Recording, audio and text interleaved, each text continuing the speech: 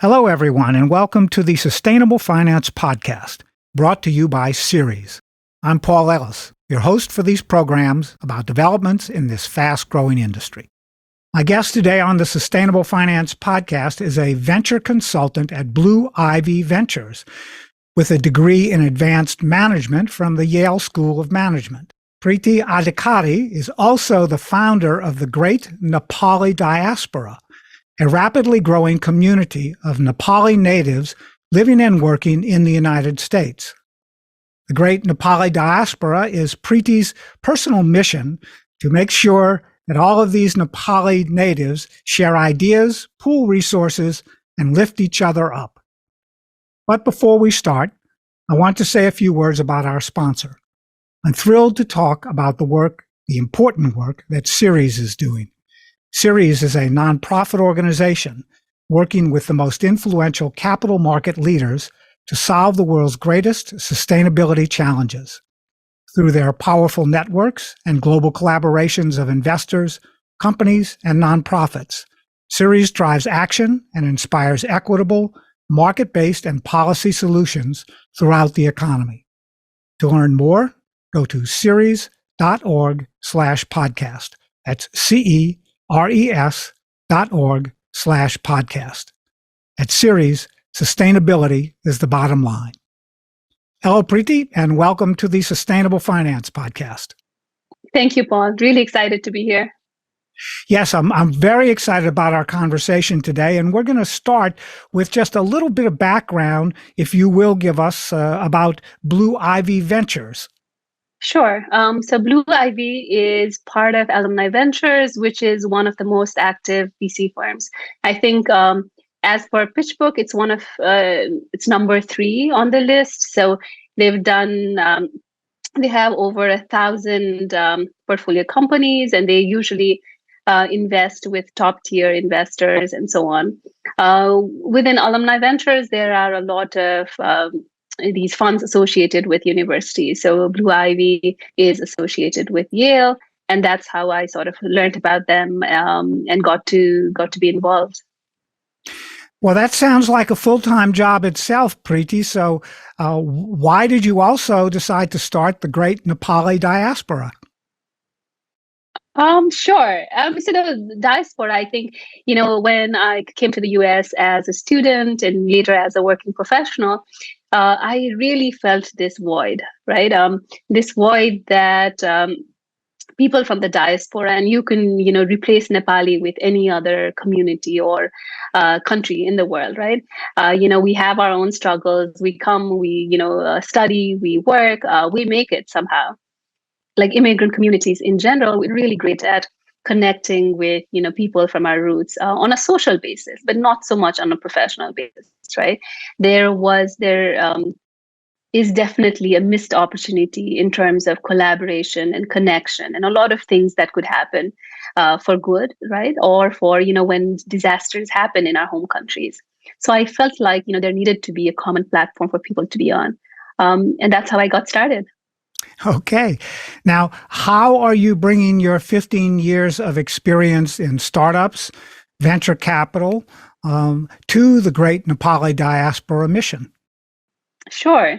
I think one of the things I realized, so I've lived in, apart from Nepal and the US, I've also lived in Singapore and Vancouver, Canada. I've worked in multiple industries from banking to nonprofits to energy and, tech startups, and now more and more into VC. What I realized more than anything else is that good ideas are everywhere, right? People are driven and smart and committed everywhere, but opportunities aren't the same.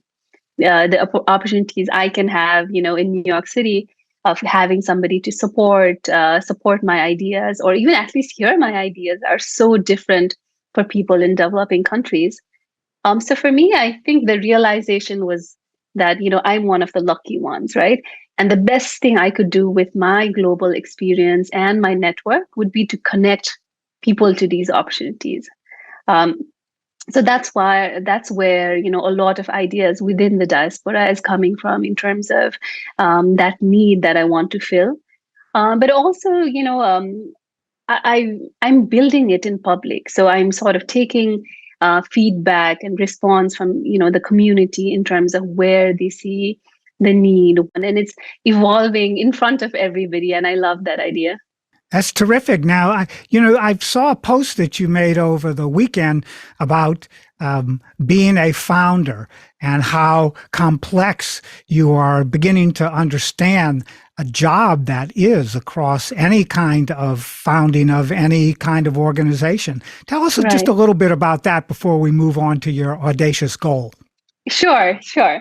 So I worked in a lot of different startups, really early stage, and I always used to feel like, as an operator, as an early joiner, and an executive, I felt the highs and the lows, right? The highs when you get, an amazing client, or when you raise a lot of money, and all these highs. But then I also thought that I understood the pain, right? When there is no money to even pay bills, right?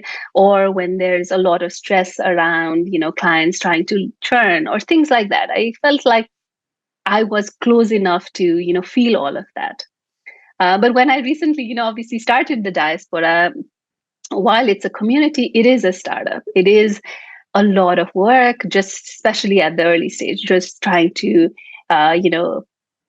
outreach and find these ideas and execute them and so on, right? It's not a 9 to 5 job for sure. So for me, the realization was that sometimes we are so quick to judge others, right? Founders especially, that they're not doing this well. They're like, in especially in the US, I feel like we have this culture of two extremes. Either we idolize them and put them on this high mantle that they're geniuses and stuff like that. But when they fall, we are so cruel, right? You're right. We are. Right.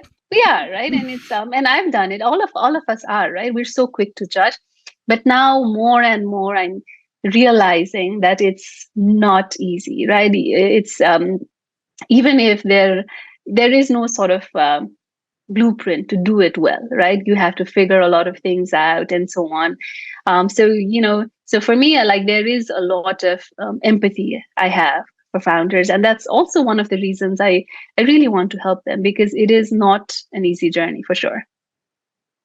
Well, that's really good realization, and it's good that you're having it fairly early in the founder's role, right?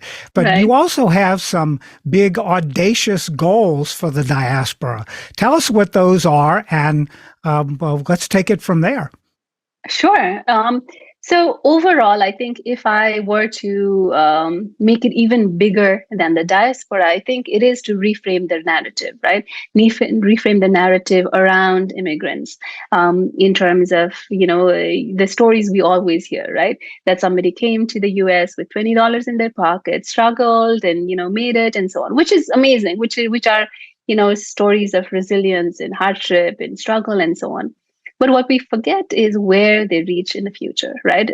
They get good degrees. They either open their own businesses, or they work in amazing companies, take them to amazing heights, and their success stories, right? So for me, one purpose, so to speak, in general, is to change that narrative, right? We need to share more stories about immigrants and how they're contributing not just to their home countries, but even the homes that they adopt, right? So that's like a big thing, and it's that's bigger than just the Nepali diaspora or even the South Asian diaspora. I think it applies to a bigger chunk of the population. Within the diaspora, I think my goals are to make it very community driven, to have an army of, I call them empowered champions that will sort of lead initiatives and raise their hand, people that will share their expertise, uplift each other, like, collaborate.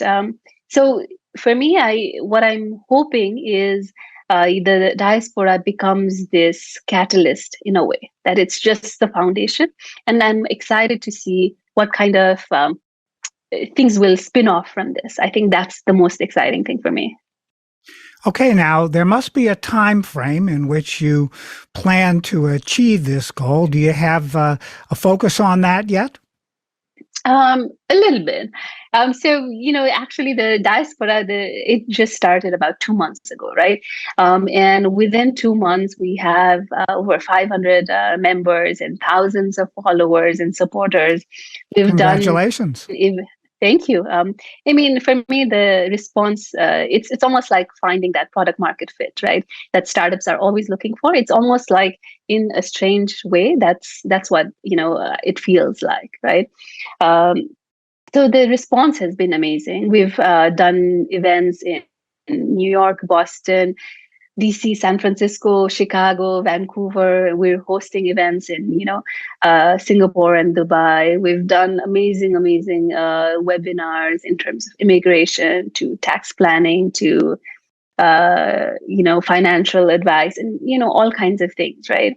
So it is this dynamic community that's growing, that's engaging, and that's contributing as well. It's within these last few months, I've never heard a single person point fingers and say, "Oh, this isn't me," right? I feel like everybody's stepping up.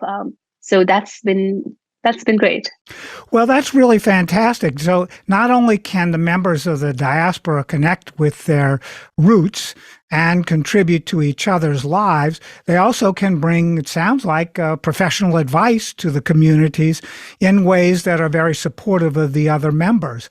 Talk a Exactly. little bit more about that. Sure. So one of the things that I'm doing on the side, and I don't talk about it as much, is I'm creating a seed VC fund for Nepali entrepreneurs. What I realized is, there is obviously, when you think about the startup ecosystem in Nepal, it is still very early stages. There are a few VC firms, but still there is not a lot of activity, right?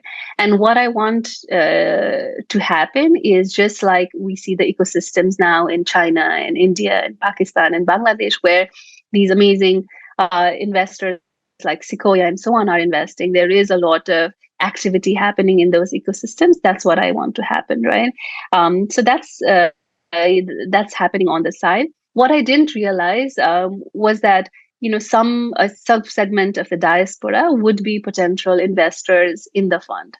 But more than anything else, if you think of an ecosystem, what they actually need more than the capital itself are experts, right? Mentors, people that have done it, people that have, figured out go to market, or, that have the client base and things like that. And in a very unintentional sort of way, we've created that network of experts that, have done it all, that have done exits, that have led, uh, amazing companies and want to help more than anything else. So it's this almost like a match made in heaven. That's great. Now you've given us somewhat of an answer to the last question that I wanted to ask you today, and that was going to be about the difference in your mind between raising over $1 billion in venture capital for 1,000 investments and Right. raising awareness and expectations in the Great Nepali Diaspora for your audacious goal. It sounds like you're already combining those two things. In a way, yes. I think what I love about everything this path is a lot of new ideas and synergies are opening up. Right. One exciting thing was I recently attended this meeting where the investment board of Nepal, the CEO and his team had come and discussed about the investment landscape in Nepal, and their goal is to raise about, I think, $10 billion by 2030, right? So the figure you gave is in the ballpark and so on. Their estimate obviously includes more things like infrastructure and energy. And so what I love is that even in terms of, the stakeholders in Nepal, the diaspora is becoming invisible asset, right? People would just go off to study or work and they would just disappear in a way, right? They would contribute on an individual level to their household, but there was no estimate in terms of what people are doing, how they're contributing. what I love now is that we're connected. So we instead of thousands of people all over, it's like one voice, and we are able to say, yes, the diaspora is strong, educated, powerful, and wants to help, right? So in terms of your question, in terms of which one would be better, the investments obviously are going to be, crucial in terms of things. But I am so positive that what we're doing with the diaspora is going to be, the potential is endless, right? Not just in terms of investment, it's going to be much more. So I feel like we're harnessing this network of experts of every domain, not just startup founders and entrepreneurs, but doctors and lawyers and tech operators and whatnot, right? I feel like the developing countries also focus a lot or are dependent on outside grants and loans and so on, which is okay, right? Which has been needed for so long. But now there is this new asset that is opening up, which is so exciting, that we can actually make a contribution. We can actually do some positive change. So, yeah.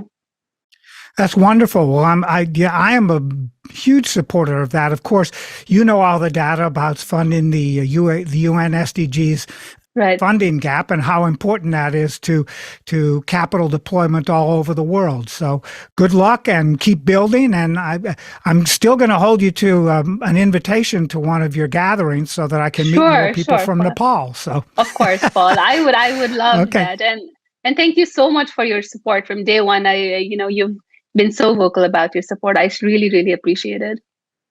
Okay, well, your next time in New York, I want an invitation, okay? Yes, definitely. Definitely. So now, how can followers of the Sustainable Finance Podcast connect with the Great Nepali Diaspora online? And how can they reach you with questions about what we've discussed in today's episode? Sure. The best way at this point is our LinkedIn page. It's the Great Nepali Diaspora on LinkedIn. We are building a website which should be live in a week or so. But till then, I think that's the best way. And then for me, my email address is just my last name, first name @gmail.com. So it's adhikary@preeti@gmail.com. I'm very responsive, whether you send me an email or LinkedIn. So if you have any questions or just want to chat, definitely reach out.